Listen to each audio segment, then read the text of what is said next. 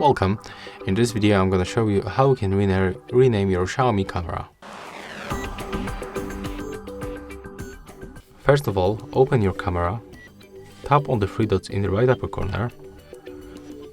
Right now you have to go for the device name, click on the X to erase all of this name, and we can add the new one.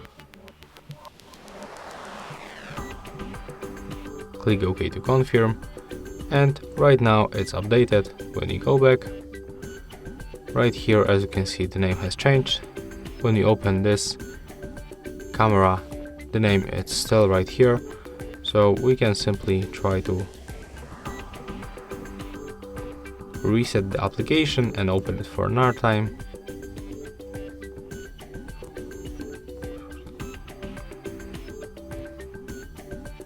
And when you open it another time, as you can see, this name is not changing. It's the real name of our application, but it will be changed right here and for other visible devices. So if someone gonna detect that camera is around you, the name will be different. So that's all for the video. If you find it helpful, remember to leave a like, comment and subscribe.